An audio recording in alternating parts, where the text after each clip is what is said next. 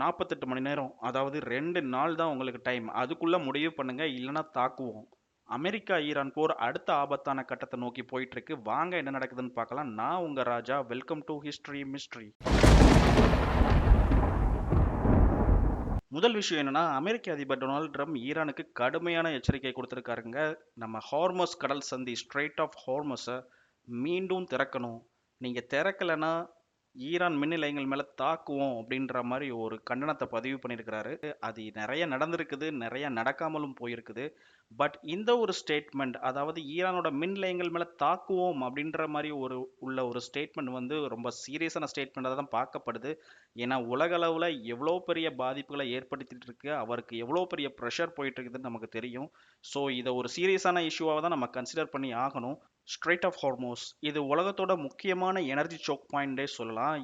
இந்த இமேஜ் பார்க்கும்போது உங்களுக்கே தெரியும். கல்ஃப் கண்ட்ரீஸோட எல்லா ஆயில் ஹார்பர்ஸ், அதாவது அவங்க எக்ஸ்போர்ட் பண்ணக்கூடிய ஆயில்ஸ், முக்கியமான countries like Kuwait, UAE, Oman, Saudi Arabia, Bahrain, இது எல்லாத்தோட போர்ட்ஸையும் பார்த்தீங்கன்னா அந்த ஸ்ட்ரெய்ட் ஆஃப் ஹார்மோஸில் தான் அமைஞ்சிருக்குது இயற்கையாகவே. ஸோ அது வழியாக தான் இவங்க உலகத்துக்கே வந்து சுமார் 20% ஆஃப் ஆயில்ஸ் செலுத்துகிறாங்க. டெய்லி பார்த்தீங்கன்னா 20 மில்லியன் ஆஃப் பேரல்ஸ் இங்கேருந்து எக்ஸ்போர்ட் ஆகி போயிட்டு இருக்குது.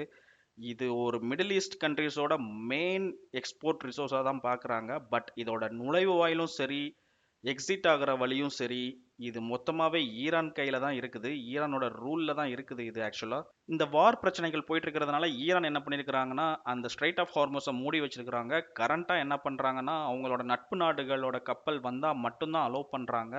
அமெரிக்காவோ இஸ்ரேலோ அவங்களோட நட்பு நாடுகளோ எந்த கப்பலாவது சரக்கு ஏற்றுறதுக்கு வந்துச்சுன்னா அவங்க உள்ள அலோவ் பண்ணுறது கூட கிடையாது.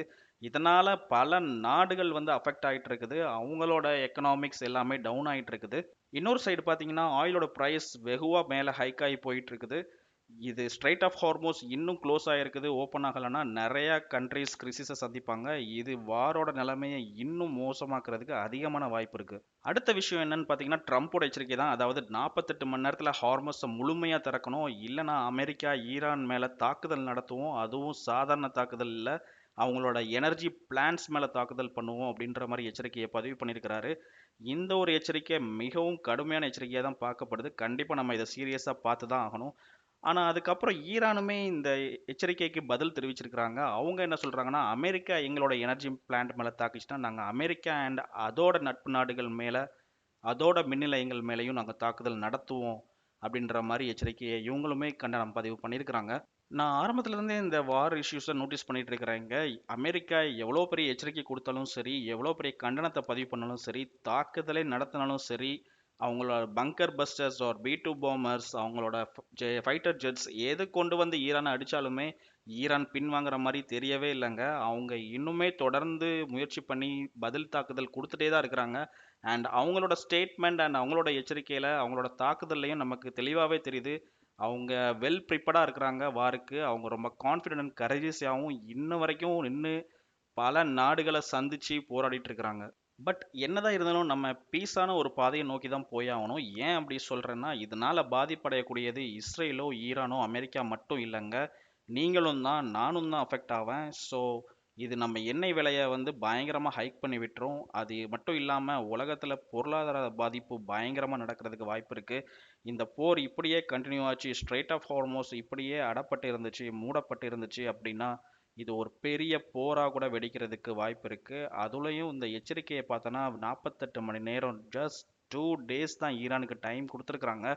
இது எந்த அளவுக்கு போய் முடியும், ஈரான் சமாதானம் ஆவாங்களா அப்படின்றத நம்ம பொறுத்திருந்து தான் பார்க்கணும். இந்த வீடியோட முடிவில் நான் உங்ககிட்ட கேட்குற கொஸ்டின் என்னென்னா, ஸ்ட்ரெய்ட் ஆஃப் ஹார்மோஸ் 48 மணி நேரத்தில் திறக்கப்படுமா, இல்லைனா மூடப்பட்டு இந்த போர் இன்னும் வலுவாகுமா? உங்கள் கருத்தை கமெண்ட்டில் சொல்லுங்கள். லைக், ஷேர், சப்ஸ்கிரைப் பண்ண மறந்துடாதீங்க.